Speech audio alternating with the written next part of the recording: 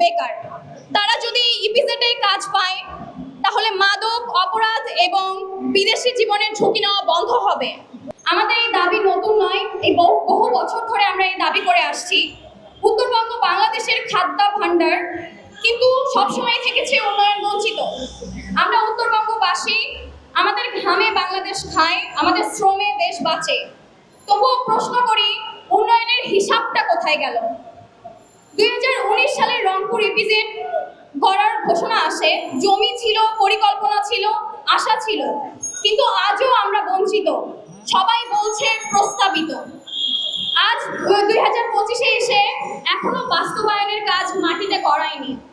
আমরা বুঝি উন্নয়নের সময় লাগে, কিন্তু 5-6 বছরেও যদি দৃশ্যমান কোনো অগ্রগতি না হয় তাহলে প্রশ্ন থেকে যায়, কোথায় গেল আমাদের সেই স্বপ্নের ইপিজেড? গোবিন্দগঞ্জ কেন বারবার অবহেলিত, এই প্রশ্ন আমাদের দীর্ঘদিনের। আমরা এই কথা গর্ব করে বলতে পারি, গোবিন্দগঞ্জ বাংলাদেশের এক গুরুত্বপূর্ণ জনপদ। এখানে রয়েছে বিস্তীর্ণ জমি, কর্মক্ষম যুবশক্তি, যোগাযোগ ব্যবস্থা। এত সেন্ট্রাল পয়েন্ট থাকার পরেও গোবিন্দগঞ্জ বরাবর অবহেলিত হয়ে আসছে। এত কিছু থাকার পরেও বারবার আমরা অবহেলিত। বড় কোনো শিল্প হয়নি, সরকারি পর্যায়ে উন্নয়ন প্রকল্প আসেনি, চাকরির কোনো সুযোগ সৃষ্টি হয়নি, উচ্চশিক্ষা, স্বাস্থ্যসেবা, নারীর উন্নয়ন সব কিছুতেই যেন আমরা পিছিয়ে। কিন্তু কেন এই অবহেলা, কেন এই বঞ্চনা চলবে আমাদের প্রতি? কোনো এক কুচক্রী মহল বরাবর তাদের স্বার্থ সিদ্ধির জন্য ইপিজেড বাস্তবায়ন করতে দেননি। উত্তরবঙ্গকে পরিকল্পিতভাবে বরাবরই পিছিয়ে রাখা হয়েছে। আমি এটাকে আর কাকতালীয় বলতে পারছি না, এটা একটি বৈষম্য। ইপিজেড বাস্তবায়ন দ্রুত কার্যকর করা জরুরি, এবং কেন জরুরি সেটার কিছু পয়েন্ট আমি এখানে উল্লেখ করছি। উন্নয়নের ভারসাম্য ও ঢাকা কেন্দ্রিকতা নিয়ে আমরা থাকতে চাই না। আমরা ঢাকা নির্ভর হতে চাই না। বাংলাদেশের সব নাগরিকের সমান সুযোগ পাওয়া উচিত। রাজধানীর বাহিরেও বাংলাদেশ রয়েছে, উত্তরবঙ্গ বাংলাদেশ। পরিকল্পিত শিল্পায়ন ছাড়া পদ্মা সেতুর যেমন সুফল নেই, সেরকম দক্ষিণবঙ্গে পদ্মা সেতু হয়, উত্তরবঙ্গ কেন ইপিজেড নয়? পদ্মা সেতু যেমন দক্ষিণবঙ্গের প্রাণ, গোবিন্দগঞ্জের ইপিজেড তেমনি আমাদের হৃদয়ের স্পন্দন। উত্তরাঞ্চলের হাজার হাজার যুবক বেকার। তারা যদি ইপিজেডে কাজ পায় তাহলে মাদক, অপরাধ এবং বিদেশি জীবনের ঝুঁকি নেওয়া বন্ধ হবে।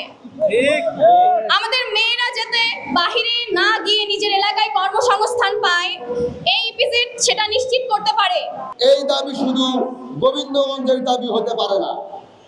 এই দাবি গোবিন্দগঞ্জ সহ গাইবান্ধা জেলা সহ পুরো উত্তরবঙ্গের দাবি হওয়া উচিত। এই ইপিজেডের নাম হচ্ছে রংপুর ইপিজেড। আপনাদেরকে বুঝতে হবে, রংপুরবাসীর জন্য এটি একটা নিয়ামক। রংপুরবাসী এটা নিয়ে কথা বলতে হবে। রংপুরবাসী আরেকদিন দৌড়ে আসবে এই চাকরির জন্য।